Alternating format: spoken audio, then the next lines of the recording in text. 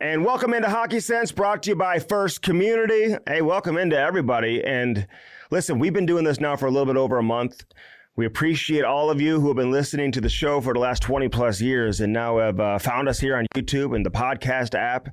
Anywhere you get your podcast, that's where you find Hockey Sense with me, Andy Strickland, brought to you by First Community. Fun show for you once again today. We just dropped Jimmy Howard on the Cam Strick podcast this past Tuesday. Of course, we drop a new episode every Tuesday, me and Cam Jansen. And we had Jimmy Howard on. We talked a lot of youth hockey with Jimmy Howard, the former longtime Detroit Red Wings goaltender.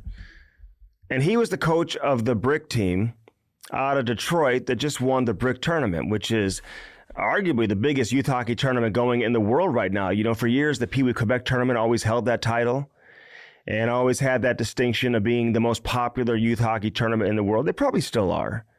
I mean, people bring up the Pee Wee Quebec. I'm sure more people know about Pee Wee Quebec versus the Brick. But the Brick is getting more and more popular by the year, and their social media is blowing up. And now with, everything, with Instagram and all that, it can help you gain popularity in a very short time, which obviously the Pee Wee Quebec tournament's been going on for dozens and dozens and dozens of years. Gretzky played in it. I mean, you think about how many legends have played in the Pee Wee Quebec. We'll be saying about that about the Brick tournament years from now. We already are. I mean, people are putting highlights up of Steven Stamkos sniping in the Brick tournament, Pietrangelo, Connor Bedard, Austin Matthews, all these guys who played in the Brick tournament. And so Jimmy Howard was coaching the Detroit team. He coaches Little Caesars out of Detroit. So I wanted to bring Rod Braceful on from USA Hockey. He's the director of the National Team Development Program. We just got to get into it. They just had the summer showcase. We talked about that last week with, who kind of stood out from a Blues standpoint. They had 3 defensemen participating for Team USA, a couple of Swedes. Lindstein, who is a hell of a defenseman. Teo. He's going to be a hell of a player for a long time. And, he had a good showing once again. The Blues had 3 first-round picks last year, a couple of Swedes. And, people ask all the time, when are these guys going to get here? When are they going to play in the NHL? When are they going to be in a Blues uniform? But it sounds like both those guys are heading back to Sweden for this year, for another year of professional hockey over in Sweden. So it's going to be a little while before we see the 2 Swedes get into a Blues uniform. And who knows, maybe both guys are going to have to play in the American League before they find their way to the National Hockey League. But Theo Lindstein, he was the third of the 3 first-round picks last year. Swedish defenseman, had a real good World Junior, and people obviously paying attention to him. Otto Stenberg's the other, and Stenberg obviously has a lot of incredible upside for him as well. More of a two-way center. He can certainly contribute offensively, make plays. He's shown that he can do that all the time, but I think he's pretty responsible both ends of the ice. Like, I don't look at him as a bona fide first-line center. He could certainly develop into being that guy, but he's more of like a second, third-line guy who can, help you win the matchup game, contribute offensively, be a power play guy, but also maybe contribute on the other end of special teams with the PK and whatnot. And, of course, you had Dalibor Dvorsky. So, all these guys, who are coming into the Blues organization. But, USA Hockey just hosted the summer showcase, the World Junior Summer Showcase a week or 2 ago. And, Canada was there, obviously. You had, Sweden, Finland. It's always a good time to watch some of these kids play as they try to make their mark in an effort to make the World Junior Tournament, which has become very commercialized, very successful, a lot of fun. My favorite event to watch on the calendar year, hands down, is the World Junior Championships, and it has been for a long time. The National Team Development Program has become such an institution among American hockey, and you just look at the legends who have played there, from Matthew Tkachuk to Austin Matthews to Patrick Kane. I mean, you just go on and on and on and on. If you are a relevant American superstar, there is a overwhelming good chance that you came up in the USA system and played with the National Team Development Program. So how does it work? How do they find their players? When do they start scouting for their players? So they have a U17 team and a U18 team. This year, the U17s are the 2008 birth year. When do they start looking at the 2008s? Is it last year? Is it 2 years ago? Is it 3 years ago? I mean, is the U.S. program paying attention to what we're seeing from 10-year-olds now at the Brick? Do they pay attention to the Pee Wee Quebec tournament, or is it not even on their radar? We'll ask all those questions, and I'm looking forward to this conversation. Rod Braceful, who I said was he's the director of the National Team Development Program, used to be the assistant director, then he left and went to work for the Chicago Blackhawks. He's a big name in the hockey world right now, certainly a big name in American hockey, and I'm looking forward to this conversation coming up, so stay tuned for that with Rod Braceful. Here on the Hockey Sense with Andy Strickland program, which drops every Friday. Don't confuse it with the Cam and Strick podcast, which drops every Tuesday. So we have this every Friday, Cam and Strick every Tuesday. And when we get into hockey season, obviously we'll have lots to talk about as we get into the NHL season and training camp, and we'll look at the competition with the Blues. I think there's more competition internally in training camp this year than what we've seen in the last couple of years. I mean, you look at the forward group right now, and you can get through 13, 14 forwards and not even talk about a guy like Zach Bolduc, a former first-round pick who finished the season here last year, who's going to make a real significant push. I hope he makes the team. I mean, you got to start getting some of these young guys here. I think he showed a positive impression last year, and he's got a good opportunity to take another step here in what would be, and in my opinion, what probably should be, and what probably will be, his first full season as a NHL player. Although I guess there's been some inconsistency with a guy like Bolduc. Maybe you don't know what you're going to get. I mean, 2 years ago, they sent him back to training camp, remember?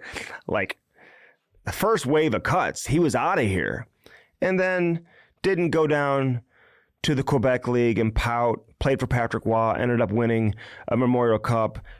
Great comeback story, even though he was a first-round pick. I don't want to call it a comeback story, but you know what I'm saying. I'm sure some people were writing him off, and he did what he had to do, and he did what he had to do last year, learning the professional game down in Springfield and then finding his way up here to the NHL late in the season and having some real, good games and playing some good hockey for the Blues. But Dalibor Dvorsky obviously is a guy that everyone's paying attention to. Is he going to be able to crack the roster? Will he make the team? I think they're going to give him every opportunity to make the team. Doesn't mean he will, but they're going to play him with good players. He's going to play a number of preseason games. So he's going to get a look. And, I can't sit here and predict what he's going to do with that look. But would it surprise me if he knocked somebody off and made the team? No. Would it surprise me if he went down and played 20 games and then came up here to the NHL? No, not at all. But you want to start getting these guys here and staggering them into the NHL. You don't want to have all these guys arriving at the same time. You got Snuggerud coming at the end of this season coming up. Once his season is over with Minnesota, he'll sign with the Blues, and he'll be here at the end of the year. Doesn't guarantee that he'll be here next year. Sometimes to get these guys signed, that's what you do. You say, hey, we'll sign you, and then you come and play the rest of the season in the NHL, finish up the season here in the NHL, gets him to sign. They get a taste of the NHL. They learn their teammates. They learn the facilities. They get to know the trainers, all of that. There's a real value and benefit to being able to do that as a young player before they try to become a full-time NHLer the following season. So what kind of impression Snuggerud makes at the end of next season and what kind of training camp he has the following year will dictate how quickly we see him in a Blues uniform as a full-time NHLer. But he already has the best one-timer in the organization as it sits right now. I've said several times he will eventually become David Perron's replacement as that power play specialist, that one-time threat from the top of the left circle on the power play. I think he can score 5-on-5, and there's areas of his game he's going to want to improve on as well. But again, a ton of upside, and the organization's very excited about Jimmy Snuggerud. Right now, you got the Hlinka Gretzky tournament going on right now, and USA is playing Canada later on today. So at the time that we're recording this, I don't have any update of how that game will go. Hopefully USA has a good showing in that game. Canada's got that Gavin McKenna I think we talked about him with Jake Neighbors a few weeks ago. If you didn't listen to Jake Neighbors, you probably should. He was on the show here a couple of weeks ago. You can find that on the YouTube channel and anywhere you get your podcasts. But he's skating with a group of NHLers up in Calgary, and Gavin McKenna is one of the kids that's skating. So Canada brings their big dogs and all their top prospects to the Hlinka Gretzky tournament. Kind of started as a European tournament. Canada got involved, put Gretzky's name on it, and now it's the Hlinka Gretzky tournament, and this year it happens to be in Edmonton, which is also where the Brick tournament is played every year. So Canada plays USA later today. This is not the top team for the Americans. It's an under-18 tournament, and the way it breaks down, and the easiest way to explain it, they have the U18 World Championships. Typically, the Americans send their best players to that tournament. Canada doesn't. A lot of Canada's top players are still playing in the Canadian Hockey League playoffs at that time. So they don't send their best players to the U18s. USA has dominated that tournament for years. They've won a lot of gold medals. But again, Canada hasn't had their top roster. This is different. This is Canada's top roster. And this is not the Americans' top roster. So it's kind of the secondary group of players, maybe the next 20, if you will. If the U18s send their top 20, this is the next 20. So a bunch of future NHLers, some big-time studs, some really, really talented players, and some future stars in the NHL still play in this tournament too. So don't sleep on the next 20. I'm looking forward to watching this game later on today. I've been watching so much American stuff, man. Not to get off topic, but I've gotten so into the Olympics and everything else that's happening. That USA basketball game against Serbia is one of the best sporting events I've ever watched in my life, man. I was going crazy. I just get into sports when they're representing their country. There's just something different about it. I'm not the biggest NBA fan. I like the NBA. I don't love the NBA. I think this Olympic tournament may lead me to becoming a big NBA fan once again. Kind of gives you a connection with certain players that maybe you don't typically follow. And our schedule is so busy during the hockey season that I don't have time to sit around and watch NBA games when I'm watching as much hockey as I do. So, but that performance by Steph Curry, that'll always go down as the Steph Curry game. Durant was huge in the fourth quarter. LeBron James was unbelievable. Joel Embiid was incredible. I didn't even know he was American until like a few weeks ago. They said he could have played for like 3 different countries. Is that how it works in the Olympics? Like you have like options to play with like 10 different. He can play with 3 different countries. I wish I had that option to just go, hey, just choose your country and maybe you can find your way to the Olympics in a specific sport. But I'm glad he's on Team USA. Joel Embiid had a hell of a game, although he couldn't rebound the basketball on the defensive end in that fourth quarter. There were way too many putbacks and second and third chance opportunities for Serbia. And Embiid was at the scene of the crime on a couple of those occasions. But Durant was great. Booker hit a big basket. He was good defensively. I mentioned Curry. They kind of shortened the bench a little bit.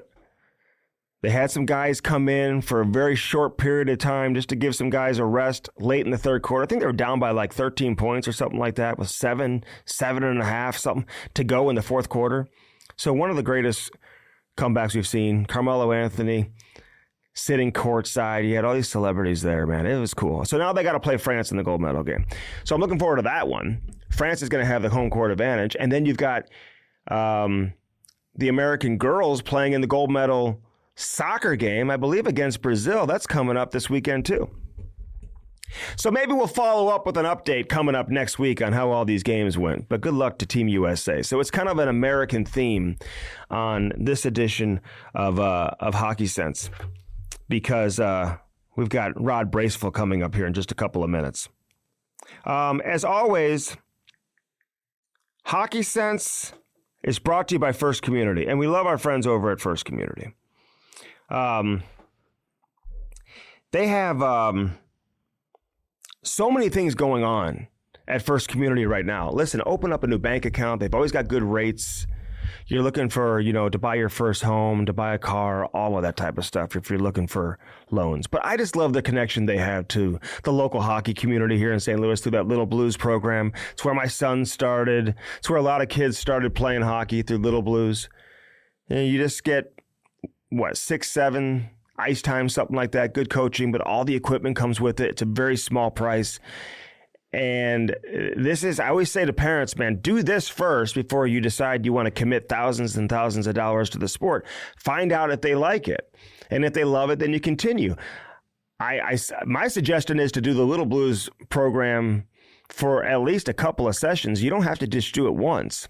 Do it twice. Take advantage of the program. It's an incredible program. They do a ton of stuff with youth hockey here in St. Louis, and they support the Blues too. And they put their name behind the Blues Hall of Fame, which I am a Blues Hall of Fame voter. I would expect the announcement of who's going to go in the class of 2025. Will it be 25 or 24? I think it's 25 because I want to say the event takes place after the change of the calendar year. And I've been to the first two, obviously. It's an incredible event. It's always fun. And this year will be no different. I don't want to reveal my selections for this year's class, but First Community is the title sponsor of the St. Louis Blues Hall of Fame. And it's an honor to be able to vote each and every year. But to be affiliated with First Community has been a lot of fun. I mean, again, they are having a Blues ball hockey event that they're putting their name on too. But this Little Blues program is top notch, so check that out. Four Hands Brewing Company, big announcement. The Cam and Strick podcast, Mango Lemonade Hard Seltzer from Four Hands is coming back once again this hockey season. Typically it's supposed to be a seasonal drink, where it's available anywhere you get your Four Hands products. Of course, they've got all the tasting rooms now. Downtown St. Louis, 1220 South 8th Street. They have the, sorry about that. Cam's not here to yell at me. They have the location out there in Chesterfield, the new location in Kirkwood. So you'll be able to find the Mango Lemonade Hard Seltzer at any of those locations, but also wherever you get your Mango or your Four Hands Brewing Company products. So it is coming back. It's been one of their best sellers, man. We love it. It's my favorite hard seltzer. I truly believe it's the best seltzer on the market. And you can say I'm biased, and I probably am, but I've tried all of them. I don't like the sugary drinks. I don't like the ones that taste like sugar, that give you a stomach ache and make you feel like crap the next day. I don't like those ones. You don't find this with the Mango Lemonade Cam and Strick podcast hard seltzer, which has less than 1 gram of sugar. Less than 100 calories. It's good, man. So check that out. Four Hands Brewing Company. Mango Lemonade. Back on the shelves September 24th. We'll have some events coming up with Cam and I that hopefully you guys will find out about and come hang out with us when we do some promotions coming up next month in September. And probably throughout the fall as well. 314 Sports Cards. Check this out, man. Devin Sant, who joins us each and every week, for the most part. He's unavailable this week. But my son goes there yesterday. He wanted to buy some cards for a buddy of his who is having a birthday party tonight. One of his teammates on his hockey team is having a hockey party, wanted to go get him some cards. My kid goes to pull a card out, and he gets a Gordie Howe. He gets a Gordie Howe card. So 314 Sports Cards, man, they are the best in the business. When it comes to getting individual cards, you can get the packs, you can get the boxes. They got an event coming up with Trent Frederick from the Boston Bruins. So be sure to check out their website, their Instagram page, all of that. They're open on Sundays now. And see when Trent Frederick's going to be in there. But take your son or daughter, man. They got the TVs, the couches, watch sports, hang out. NBA, NFL, MLB, soccer, Pokemon. I mean, Aiden and Maddie, they're telling me about some card they're talking. I don't even know what the hell they're talking about. They got those cards too. What are they called again? UBO. You can get those too probably. Caitlin Clark cards are going for $50,000. Are you kidding me? But somebody called me the other day. They said their kid has gotten so into cards that they're going to start their own unboxing show on YouTube. And I'm going to be a part of that. I'm looking forward to it. And certainly all the cards will most likely come from 314 Sports Cards. We'll get them involved too. So it's a big industry. So again, check that out. 314 Sports Cards. Get there today. 9640 Olive Boulevard in Olivet. Let's step aside for 1 minute, and then when we come back, we'll talk things over with Rod Braceful. That interview will be brought to you by Lordo's Diamonds. We'll do that on the other side.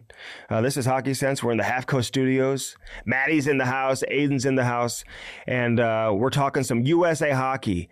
Next on Hockey Sense, brought to you by First Community. Don't go anywhere. Hey, Rod Braceful coming up. We'll talk everything USA hockey. Looking forward to that. Dirt Cheap Fun Fun, your one-stop party shop.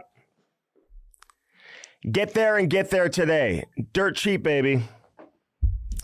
Man, they are, they've got so many locations. Some of them have drive-thrus. You can get the curbside pickup as well. Never get out of your car. Don't sleep on the paper goods, all the party supplies you have at Dirt Cheap. The paper plates, the decorations, all of that, man. So if you're having back-to-school parties, birthday parties, whatever it is, get Halloween just around the corner. Got a lot of stuff happening. Friday night tailgates just around the corner. The best beer, wine, booze selection, including all the products from Four Hands Brewing Company, can be found at Dirt Cheap Fun Fun, your one-stop party shop. So check that out. Several locations, and we love everything that Dirt Cheap Fun Fun does. They are a local community too, and that's the common theme. All our sponsors here, man, they're all local.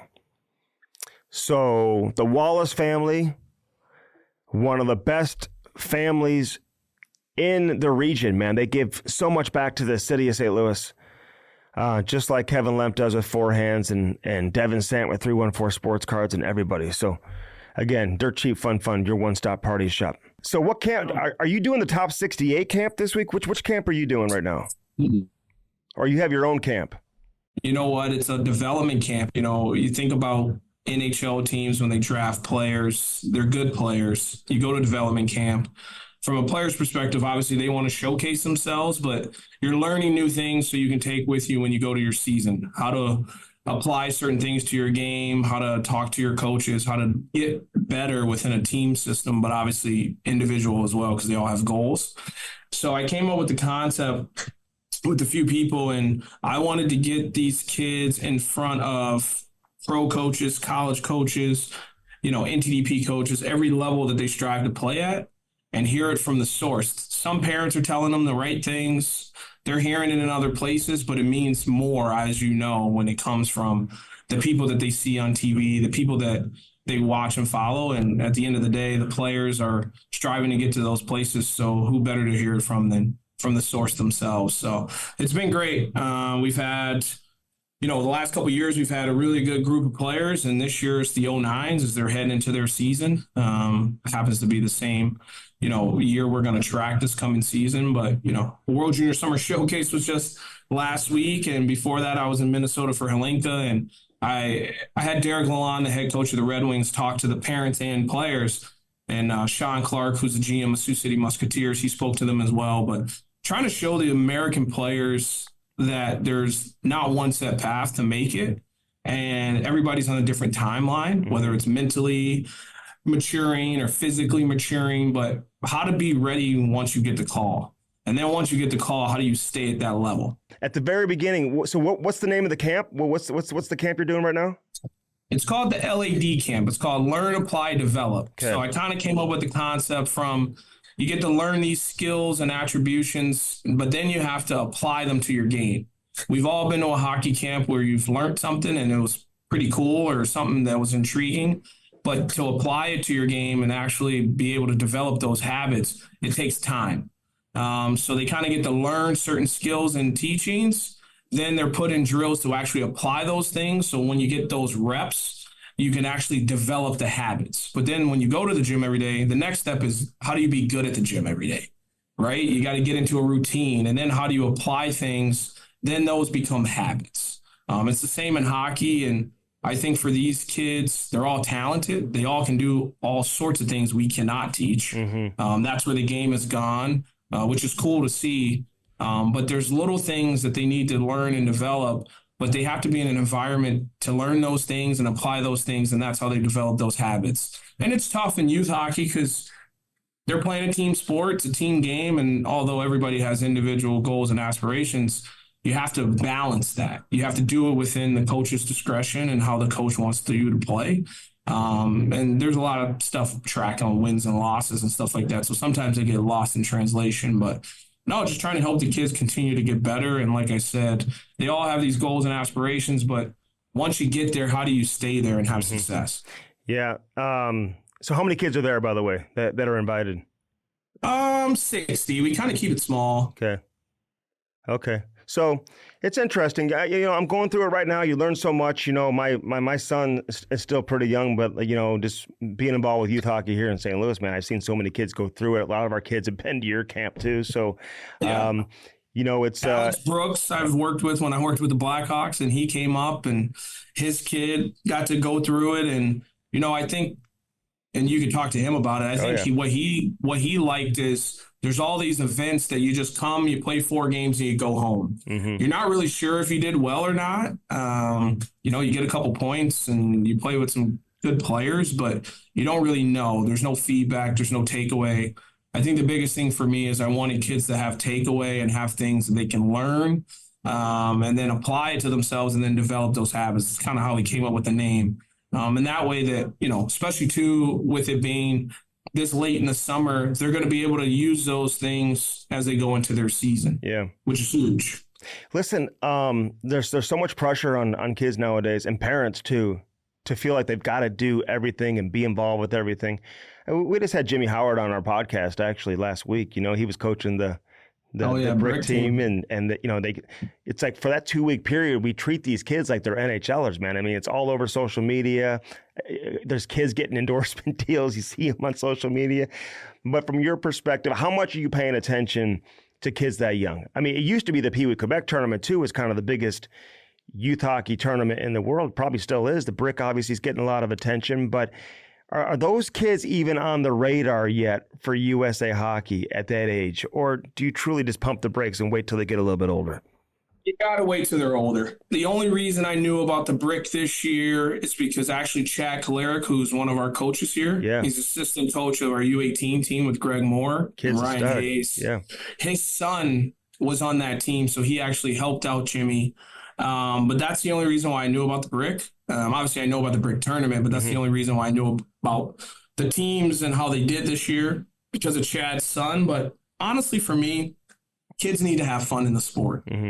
And I think the biggest letdown and the biggest disappointment, you mentioned about the pressure, the noise, and you look at some of the things that the parents go through and what they think that they're supposed to be going through at such an early age. That's where the letdown happens, right? I am fortunate enough that this game has been really good to me, but all I did was have fun within the game. There was never any pressure. There was never any moment that, I didn't do this, I was a failure. And I think at the young age, these kids should just be having fun. They should be able to play sports and get better. And then from there, as you get older, you make the decision as a player, and the parents should support their kids and what they want to do. That's when they take the, all-in approach. But I don't think you can really do that till you're about 14, 15, 16 years old. So we don't look at the brick. We don't look at Pee Wee Quebec. Actually, how it works with us is the 15 camp, the Select 15 player development camp in Buffalo. That's the national camp. It's referred to as Select 15s. That's the first time that all the 2009s were brought together by USA Hockey. And that was this past July. So before that, our assistant director, who's no longer here, David Nyes, he took a job in Miami, Ohio. He did a great job. He went around and he watched about 70% of 2009s last year, and he helped me and assisted me. Right now, the CCM 68 is going on in Chicago. We hired a guy, Andrew Whiteside, who's been a NHL scout for Montreal Canadiens. He'll be going into that weekend to watch, but that's the first time he's noticed the 2010s. Okay. Right. And then I'm just starting with the 09s, but that's it's always changing. It's always fluid. I always say there's 2 types of players getting past and players passing players. So it's always changing. You can't start too young because the kids just don't know yet. And you don't want to be in a situation where, hey, they're doing all these things and they're not having fun with the game. You got to have fun with the game. And then that's when I think you make the choice. You know what? I really want to take this seriously and focus on this one sport. Otherwise, it's just too tough. Well, it's tough to do more than one sport now, too, at the highest level. You know what I mean? I mean, there's so much year-round commitment. You talk about you're having a camp right now. It's in August. You just had the summer showcase for the older kids, obviously. You got the Hlinka Gretzky going on. You had the selection camps. I mean, there's hardly any time off nowadays. Like, what do you tell these kids? Like, how much time off should you give yourself, or is it a personal decision, Rod? I look at it as a personal decision. You know your body and you know what you can deal with, right? But is it something that you encourage these kids to do, to take time off? 100%. So I think it's twofold. I think the old days where you and I were younger, and you're a little bit older than me, where we were able to play multiple sports have turned into a little bit of an industry where if you want to play baseball, well, you're missing baseball for hockey, and the baseball coach is wondering, do you want to be a baseball player or a hockey player? Mm-hmm. You're missing football for hockey, and the football coach wants to know, do you want to be a football player or a hockey player? Yeah. So no matter the sport, I think youth sports in general now have kind of turned into a little bit of an industry where you're one sport focus. But I tell families and I tell players, be an athlete. Just because you're not on an AAU team in basketball and you're traveling every weekend like you do with hockey doesn't mean you can't be an athlete. Get out in the playground and play with your buddies. Go play golf, which is mentally tough. You have to play. Go play basketball with your buddies. Go out with a group of buddies and go play, baseball. You don't have to be on an AAU team or a travel team and do it the same way as you do in hockey. And I understand that there's a lot of financial and time commitment to play multiple sports. But I tell people, you got to be an athlete. You're never going to get passed up on an opportunity because you're too athletic, right? And I think the thing that I learned in youth sports when I was younger, I learned more about, from a coaching standpoint, in baseball that reflected in the hockey than I did within hockey. There was a piece when I was younger, as a younger player, that the game kind of came easy to me, and I was a bigger kid for my size at a young age, that I didn't really get, I wouldn't say challenged, but I didn't have adversity in that moment. I played baseball. I loved baseball. I sucked. So in baseball, I learned how to be a good teammate. I learned how to, you're not going to play every inning. You're going to come in and out.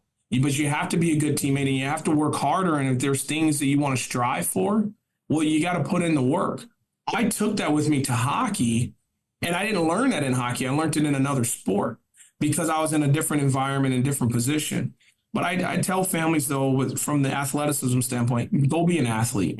Get outside. And I understand technology has improved, and there's lots of video games and, these cell phones here, like, they run our world, and I'm on my phone all the time as well. But I also tell, use it to your advantage. YouTube is free, right? So you can be on Instagram, TikTok, YouTube, and all those things. But sometimes instead of looking at the funny videos and whatnot, look at the training stuff you can do. You may not have a gym in your home, but you can go on YouTube and you can learn at-home workouts. You can learn at-home stick handling, stick shooting. There's ways and opportunities to get things done, and we have it at our fingertips. But you just have to make sure you challenge that inner drive within yourself, and you definitely have to take time off. I mean, realistically, you want to miss the game. You want to have that urge and desire to, when you come back, that you're so pumped for the season. So you need to take time off. You need to have that urge and desire to get in game mode, as they say. Otherwise, if you play 24/7 and that's all you do, sometimes it gets conflicted a little bit of what's an important game and what's not, because you've done it. This is just all you do. Yeah. No, I agree with you. And listen, my son did some of the summer tournaments this past year. It was fun. Like he walked into an environment, didn't know any of the kids. We didn't know any of the parents, like he created friendships too. Sometimes it's part of the experience. But it's interesting, like they're going through tryouts right now. And, some parents, listen, they give their kid a break, but they come back in time to kind of get themselves back up to speed before tryouts. I mean, some kids are gone all summer and they show up the day before tryouts, and then they wonder, hey, how come I didn't make the, it's like there's a balance there, right? You got to still make sure you're preparing properly, right? And that's where I think, the parents know their kids, and the parents have to be the adults in the situation. And we can't always be our kids' best buddy. Sometimes you're going to have those tough conversations and know when to hit the halt button and not do everything. Pick or choose. You don't need to do everything. It's good to get your kid a different experience. Be in an environment to play against other players that you may not typically play with. Mm-hmm. Sometimes if you've only played in St. Louis and stayed on the Blues team, maybe you have a core that sticks together, but you play the same teams year after year.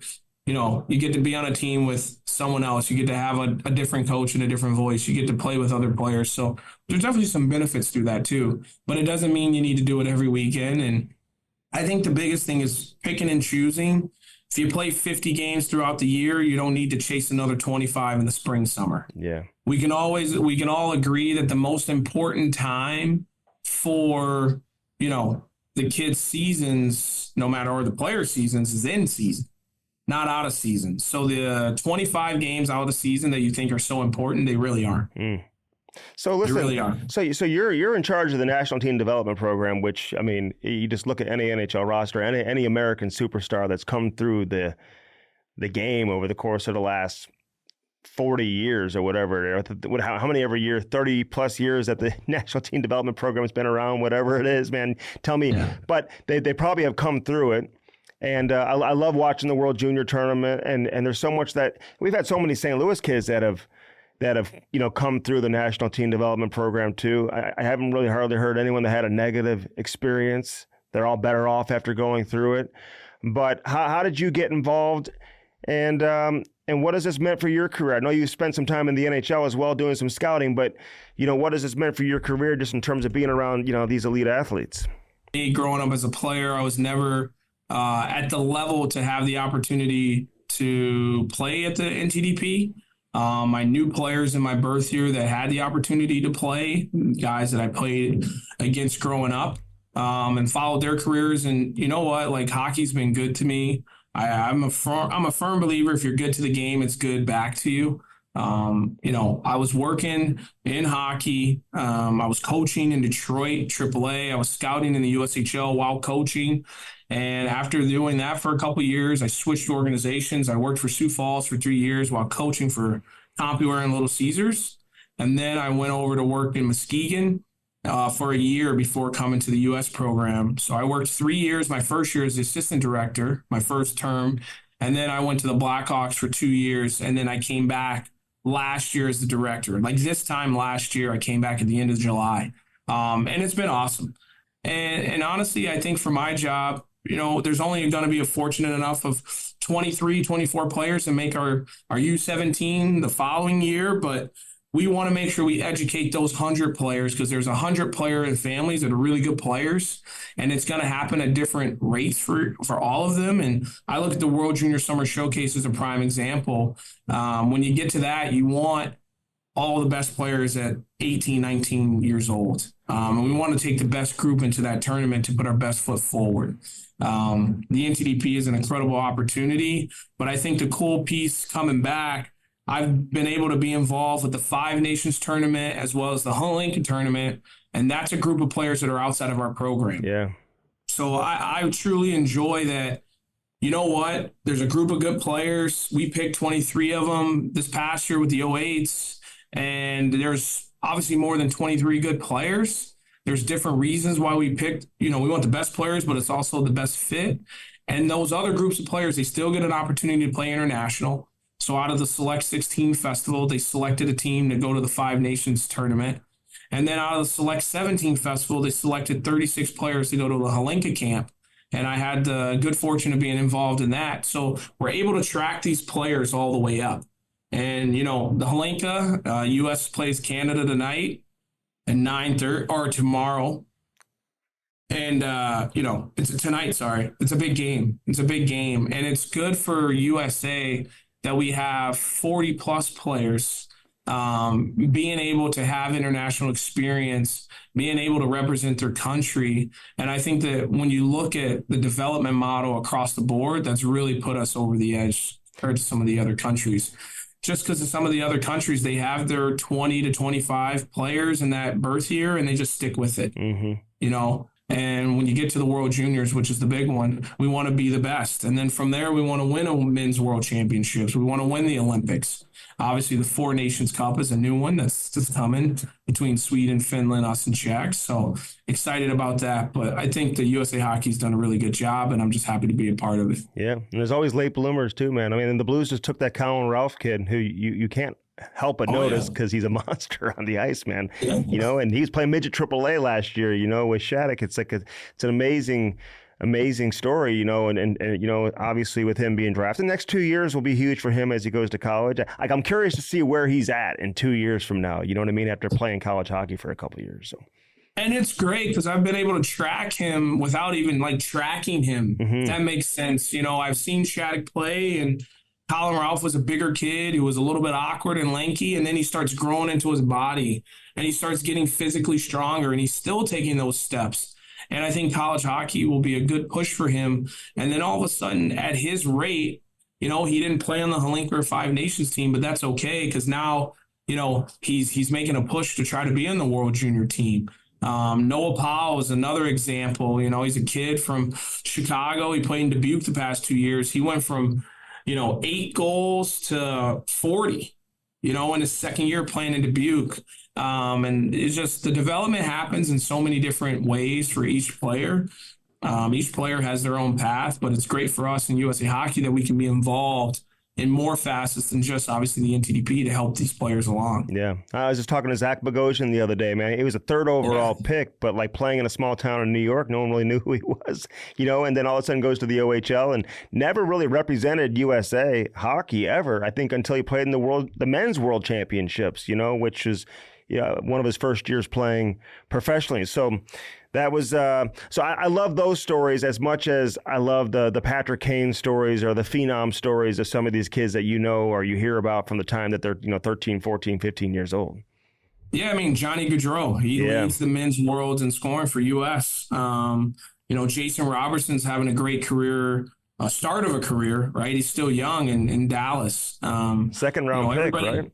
Yeah, 100%. Everybody has a different path. And it's good for us at USA Hockey to have players play in different avenues and different areas. So, we just want to continue to keep better and keep raising the bar. Is any other federation doing what you guys are doing? Like, and who are the brains behind it to say, hey, this is what we're going to do with USA Hockey in an effort to, elevate, the sport here in our country? Yeah, years ago, Jeff Jackson, who's, finishing his last year at Notre Dame. Bob Mancini was a part of that. Scott Monahan, who's still here at the NTDP. Ken Martell, who's still with USA Hockey. Lou Vero. They all kind of got together and started the NTDP. And I think the first few years, it was a little bit of a pilot program from the sense of not a lot of people knew about it. So they would go out east and they would see a kid in Boston and they would talk to a family and they would invite them to come to the program tryout and then try to get them to play in the program. But because it was new, it was a little bit of the fear of the unknown. So even like, Ryan Whitney didn't come and play the program right away because he didn't really know about it. And then he came and played for year 2. But I think that first couple years, it was a little bit of a startup. And then I think the 84s is when they won their first gold medal. Greg Moore, who was our U18 coach, he was on that team. They won a U18 Worlds and they won a World Juniors. So the 84 birth year, Ryan Kessler, Zach Parisi played on that Worlds team and World Junior team, just to name a few. But I think that's when they really kind of set the tone and showed that, wow, this program thing's a real big deal. And the new things that they're doing of cutting edge and really making a push to make all the players better, that's where you saw the jump. And then from there, they've started to have success. But it's good for the game. I think for the younger kids, it's good for them to start striving and start having a focus point. It's something they can attain. Obviously, a lot of these kids want to play college hockey, but as a 8th grader and a 9th grader, you're so far away from college, even though you're wondering who's at your game and who's watching, you're still only going to go into the sophomore year of high school. So I think as freshmen and sophomores to strive to make the NTDP, to know what you're trying to do as a junior and senior, it kind of gets the players to focus on development, focus on getting better, and kind of starts getting them serious as athletes, student athletes at that, to start putting things in order and prioritizing so they can make that jump. All right, a few more things for you, Rod. And listen, I appreciate your time, and it's great to have you on. But like Canada, it may be hard for them to create a national team program, with the CHL and all that. I don't know. You guys play in the USHL, so you have that great relationship with the USHL. So explain that. Do you play a full USHL schedule? Then obviously you're playing in the international tournaments in the spring and whatnot, and you got the World Juniors, and not every kid obviously is playing in the World Juniors. There's a selection process for that you talked about earlier. But again, do you feel like other countries have tried to copy what you guys are doing? I don't think they have. I do think that they're historically doing something a little bit different of what they've always been doing. When you talk about the USHL, we participate and we're a proud partner in the league. I think it's one of the best junior leagues in the world. The proof's in the pudding. If you look at the last 5 NHL drafts and see how many players have been selected from the USHL, I think it really speaks volumes. This past draft, we had more players drafted out of the USHL than the OHL, WHL, Quebec Major Junior League combined. And those are, if you look at how many teams are in all those leagues across Canada, I don't think it's any comparison. I think the USHL is the best league in the world, and I think we're happy to be partners in that league because we're able to participate in a blended schedule. So our U18s, they'll play about 20 to 25 games, and the U17s will play the remaining of those games in the league. So when you look at the USHL standings, we're 2 teams, but we're in the one when it comes to the standings because both teams play in the league. The other games the U18s will play are 3 international events as well as colleges. And the 17s will play some North American League games. They'll play a Minnesota Elite League game or 2. They'll go to that showcase. And then they'll play primarily in the USHL. Mm-hmm. And then if we make the playoffs, the 17s, they actually participate in the playoffs while the 18s are at U18 Worlds. Right. The U18 World Championships is kind of the culmination of our 2 years here. Mm-hmm. What about kids having the choice after the program to go to the CHL versus college? Do you get involved with that? Yeah, I think that every kid, like we talked about, every kid has a different path. When they're younger, I think it's the same. There's certain opportunities that kids have. Kids are able to be drafted out of our program, and they actually can play in the American League. If you're drafted out of the NTDP, so you could sign and play in the American League, unlike the CHL, that's in the collective bargaining agreement. I think that we've had players in the past who have had success here for 2 years, like a Patrick Kane, and they've gone to Major Junior for 1 season for their draft year. Matthew Tkachuk has done that as well. And then you've had Jack Eichel, who's played 2 years here and still gone to BU and get drafted out of college. I think every path is different for every player.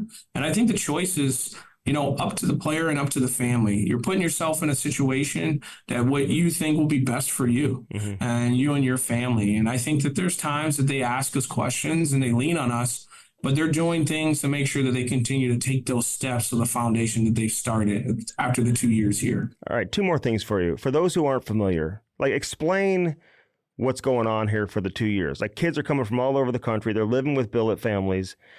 I don't know what you're feeding these kids, Rod. I see a Shane Van Sage come back to St. Louis. I'm like, damn, he's twice the size.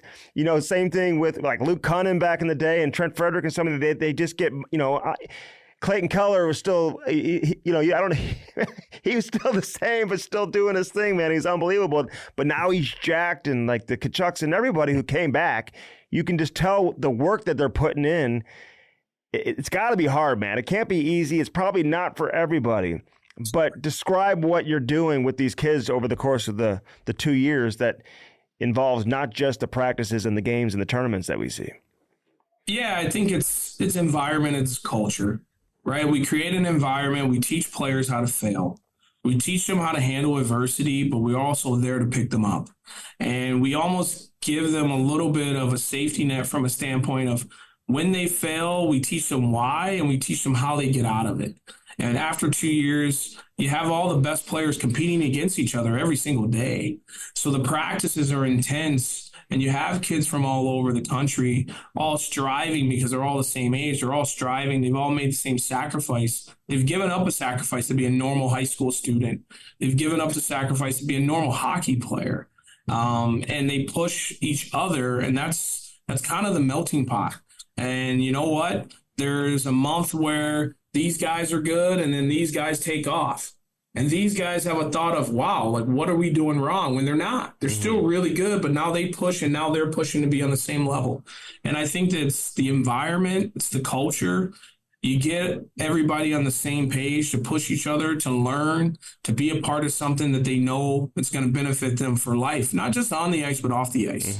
We're trying to teach these young men how to become men, and we're teaching them life skills on and off the ice that they're going to have success for the rest of their lives. If you're fortunate enough to play in the NHL, great. If not, and you play, at the NTDP, you play 4 years of college and a little pro, and you go start your own dentist practice and you're successful that way, great. I think that for us here, it's a great opportunity to build young men on and off the ice. And we've had, I call them all-stars, not just NHL all-stars. We've had all-stars in life, on and off the ice. And that's the biggest piece. We create an environment and a culture here to help these kids on and off the ice for them to be successful for life. You can make a lot of money as a dentist, man. If you got all hockey clients, especially, you can do. Jimmy Frazier's in '87. He's my birth year, and he's from Detroit. He played at the NTDP. He won a U18. He was a captain here at the program, and one of his fondest memories is playing for Team USA. He went to Harvard for 4 years. He played in the East Coast League and the American League a little bit for 1 year, went to dental school, has his own practice. Like, he still reflects back on some of his best hockey memories, but he's just doing really well. Yeah. He's doing really well. I love hearing that. So Nathan Gerby was on that same team, and he was here today talking to the kids. He played in the NHL, obviously.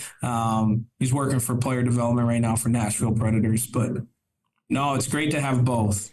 Nathan Gerby is the head coach of the International Stars, first and foremost, okay? And they keep kicking our butt, though, Rod. We got to figure out a way to close the gap, although the games have been close, and he runs a great program. We do a similar thing here, and we see them an awful lot. So, he's got 3 kids, and they're running around the rink, terrorizing each other. And I joke with him because that's how he was when he was that age. That's funny. But he actually just came in and talked to the kids he talked to both groups just about dealing with adversity and cutting out the noise and just striving to be better every day. I love it. I love it. Yeah, we got a couple. Neil Komodowski, I think he's got the all-time penalty minutes. So no one's breaking that anytime soon, just so you know.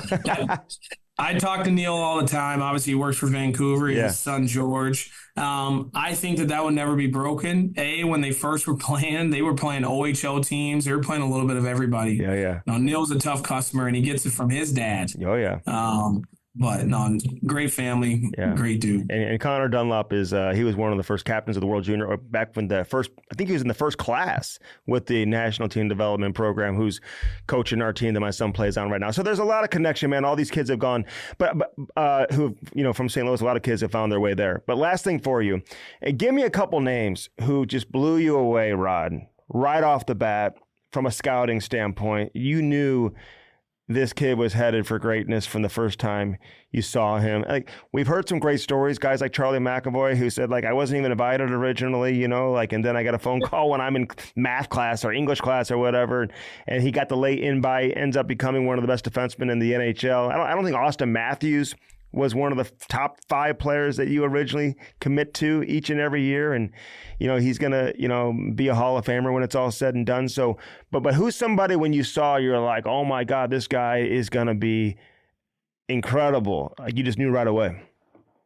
I actually saw, with the 05s, I saw Will Smith and Ryan Leonard play against each other. Okay. And Ryan Leonard was living in Western Mass, and he was playing for the Springfield Rifles, and their program wasn't as strong. He's like 2 hours outside of Boston, hour and a half, and he would play on the 16 team and the 18 team. Okay. And Will Smith was playing on the 16 team. He's a good player, and he actually got called up and decided to play for the Eagles in the 18 team. So I saw them go head-to-head. And they were different style of players, but I thought those two, I was like, I can't believe these are the youngest guys in the game.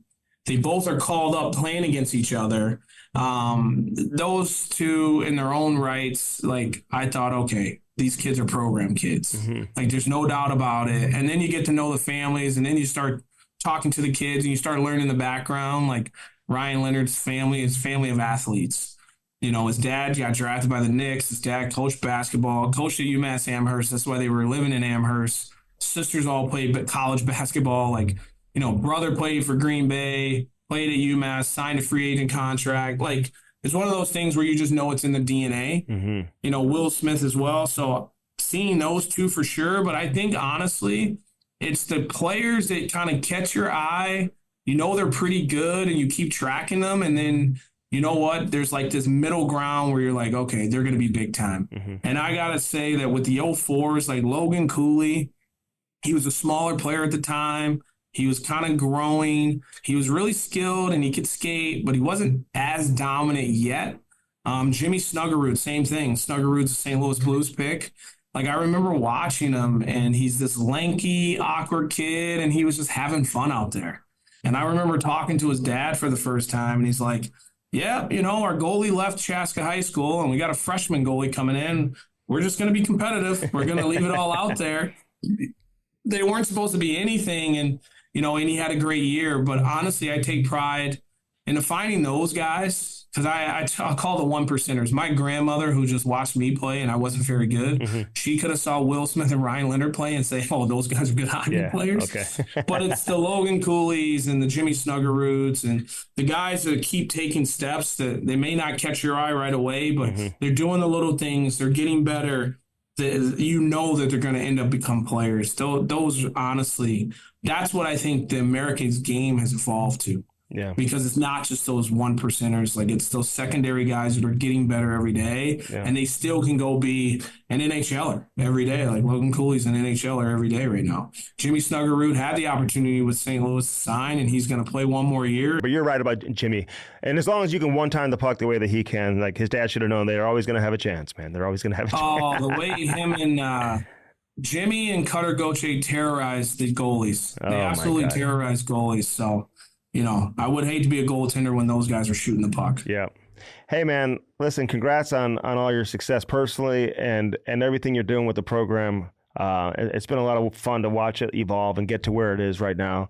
And hopefully we can do this again soon, man. I'll see you at some point down the trail. But thanks for doing this. I always wanted to catch up with you, and we'll do it again soon. Absolutely. And let me know when you're coming up to Michigan. We'll make sure that you can bring the boys to a game and get them to meet some of the guys and get a locker room tour, the whole nine. So I appreciate it. Thanks for the time. We'll be there in December, man. I'll be in touch. Send me the dates. I'll get on it. You got it, man. Appreciate it, Rod. Thanks, man. Take care. Take care. That's Rod Braceful, man. Great conversation. Hope you enjoyed that. Because I always enjoy talking to different people. I know the internet kind of froze up a little bit, so you got to bear with me as that happened a couple times. But we got through it. Great stuff there. And I'm going too long for Maddie here in Half Coast Studios. Hockey Sense brought to you by First Community. The St. Louis Post-Dispatch just named First Community one of the top workplaces in all of St. Louis. I mean, they're on the list of the top workplaces for 2024, and it's happened for the last 12 years. So they're doing something right. And you know who basically gives you that type of credibility? It's the employees who work there. So trust me, if employees are in a bad situation, and they will let you know. But that's not what happens at First Community. They love the situation they're in.